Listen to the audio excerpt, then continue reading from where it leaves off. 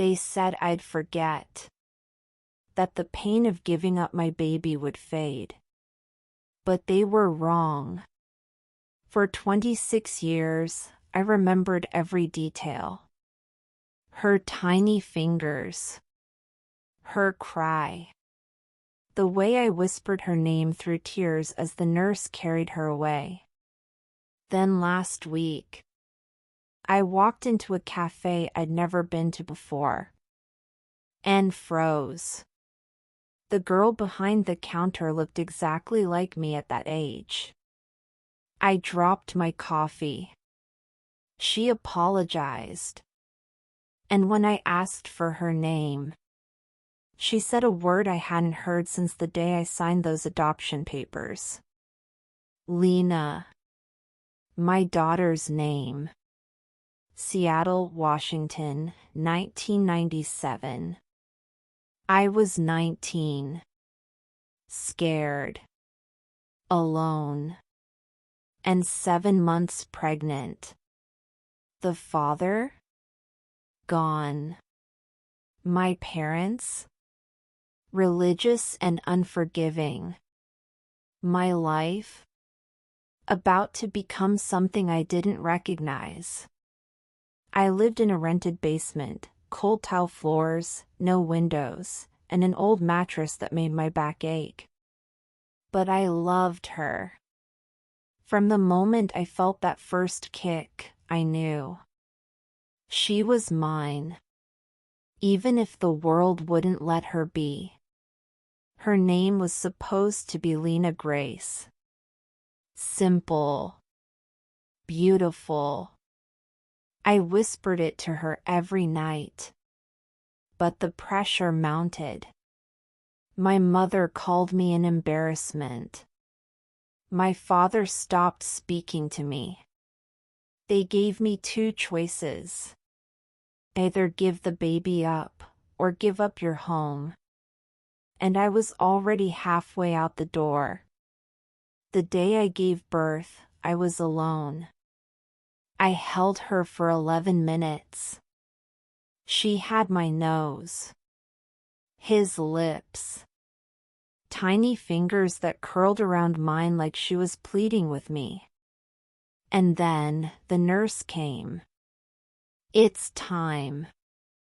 I begged. Just a little longer. You're doing the right thing, she said. But it didn't feel right. It felt like someone was ripping my soul out through my fingertips. I signed the papers. I watched the door close. And I screamed into the hospital pillow until my throat gave out. Life moved on.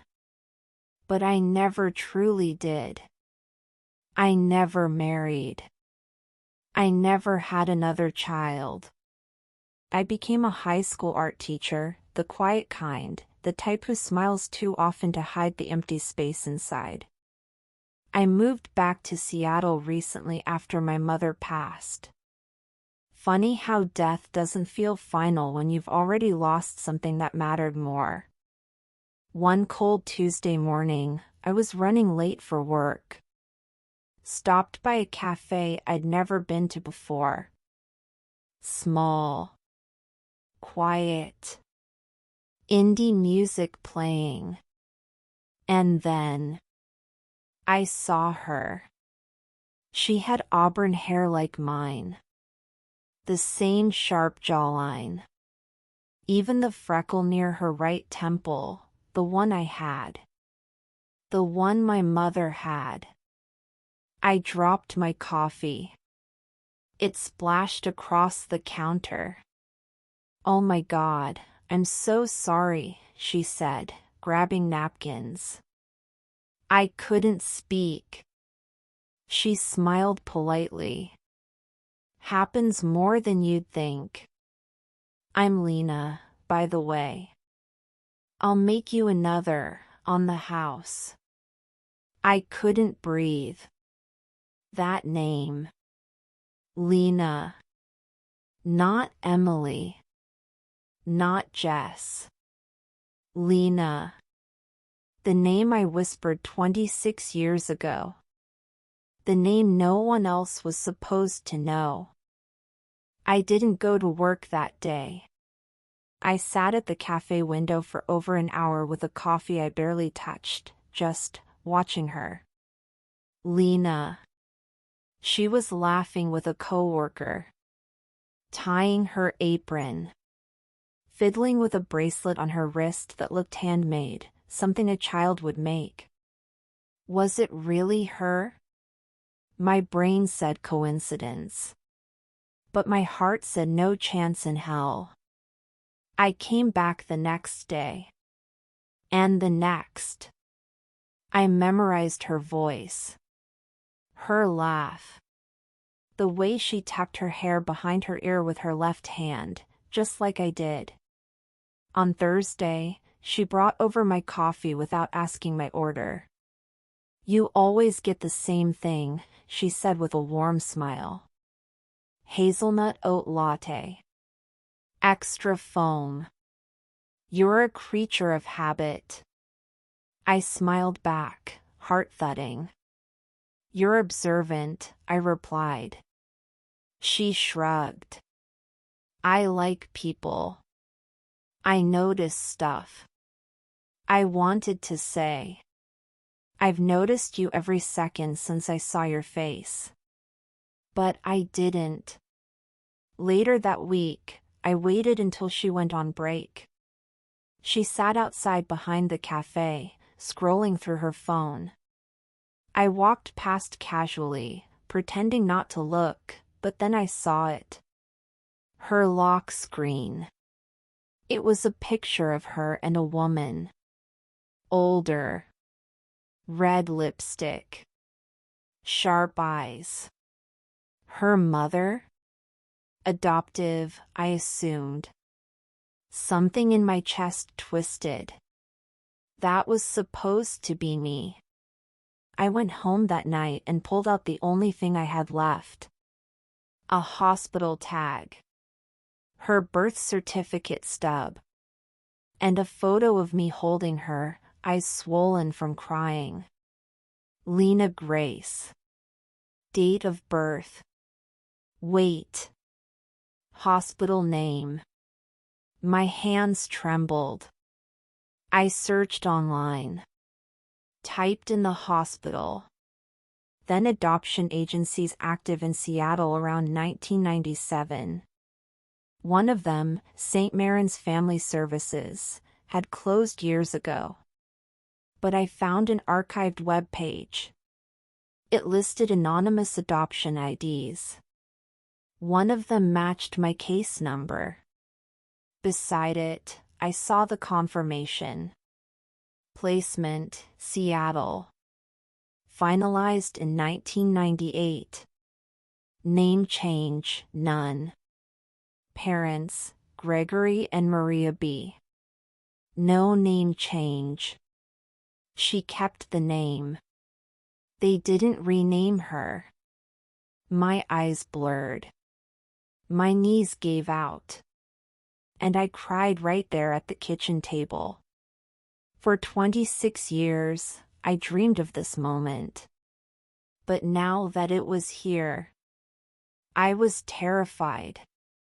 What if she hated me? What if she didn't want to know? What if I ruined her world just to rebuild mine? I wrote a letter. Just in case. Dear Lena, I don't know how to begin. But I think I might be your mother. I named you Lena.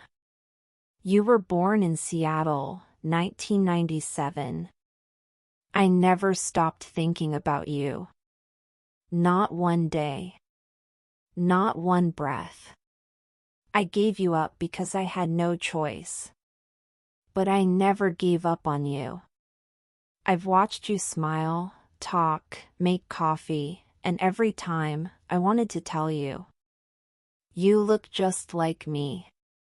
If you don't want to know me, I'll understand. But I had to try. Love. Your first mother. I printed it, put it in an envelope, and placed it in my coat pocket. I walked to the café the next day and saw her crying behind the counter. When I walked into the café that morning, I saw her wiping her eyes with the back of her hand. She tried to hide it behind her smile, that trained customer service mask, but I knew pain when I saw it, especially in a face that mirrored my own. She handed me my latte and forced a laugh. "Sorry, allergies. Are you okay?" I asked, softly. She blinked. A pause. "Yeah. Just family stuff." My stomach turned. As I sat near the corner window, I noticed a woman join Lena at the counter. Late 50s. Professional blouse. Red lipstick. The same woman from Lena's phone wallpaper. Her mother. The one who raised her. They spoke in hushed tones. Tension. Hand gestures. A forced hug. I couldn't hear them, but I saw enough. The woman stormed out shortly after, keys in hand. Lena wiped her face. Went into the back. I waited a while, then stepped outside for air. And that's when fate, or maybe something else, intervened.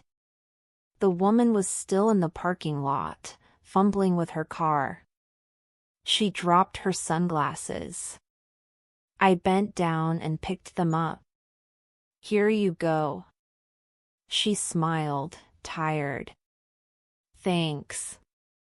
I'm usually more put together." We laughed, awkwardly. "You were with the girl inside?" I asked carefully. "My daughter," she replied. My throat caught. "She's very kind." "She is. And sensitive. That's our problem."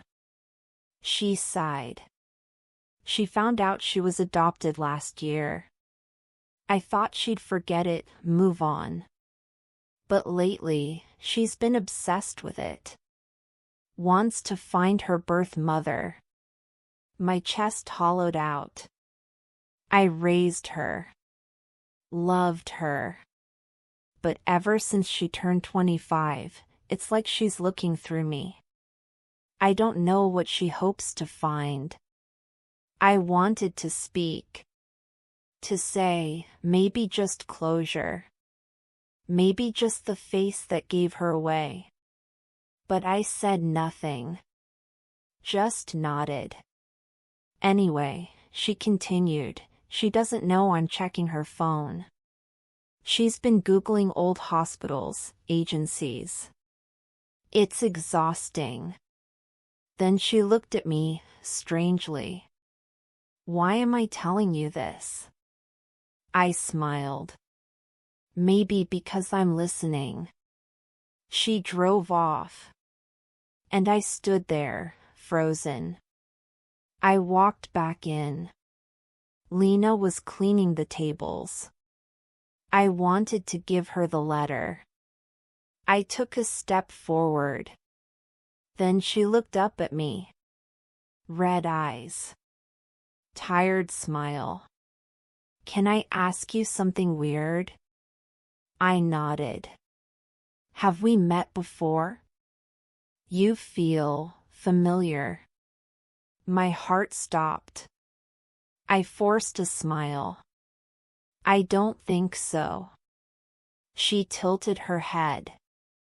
"Are you from Seattle?" "Born and raised." "Do you have kids?"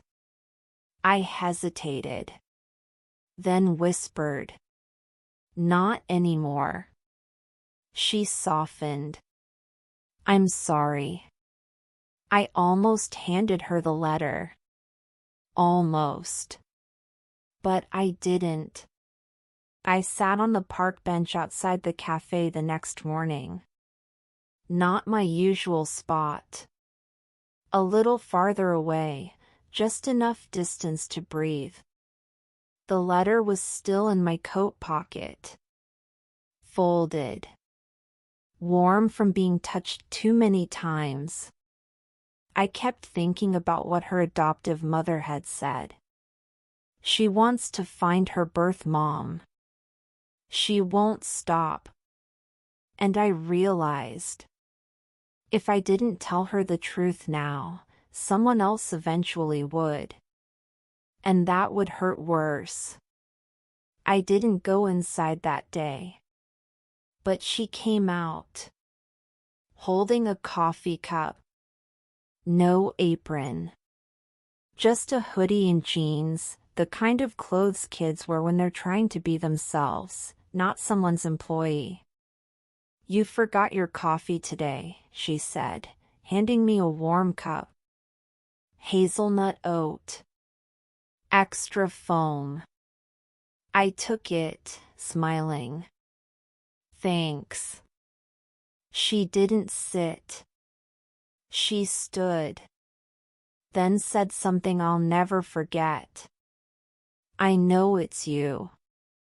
I froze. "I was looking through some old adoption records online," she continued. "St. Marin's. There's a case number with my birth date. And then I saw a record for someone named Eleanor M., artist, brown hair, 19 at the time." Her voice trembled. "Then I saw your face. Here. And I knew." I stayed silent. She sat beside me, hands trembling. "Why didn't you tell me?" I swallowed. "Because I didn't want to break the life you already had. Because I didn't think I deserved to." Her eyes welled up. "I was angry when I found out. At first. But then. I just wanted to know why. Why you let me go." So I told her. Everything. The night I was kicked out. The birth. The 11 minutes I held her. The way I whispered Lena into her ear, hoping someone, somewhere, would let that name stay. She cried. So did I. Then she pulled something from her backpack, a faded photo. Her baby photo. "I kept this in my wallet since I was a kid. I used to look at it and wonder who I looked like." She looked at me now. Now I know. We didn't hug. We just sat. Her shoulder touched mine. That was enough. Over the next few weeks, we met quietly. No titles. No pressure. She brought her childhood drawings. I showed her my old sketchbooks. We painted together on Sundays. Laughed about the dumbest things. And cried during silences that didn't need words. Some stories don't begin the day you're born. They begin the day you come home to yourself. She wasn't mine anymore. But for a moment, on a park bench, under gray skies and warm coffee, we belonged to each other. No dramatic reunion. No perfect words. Just the soft, powerful truth. She found me. And I stayed.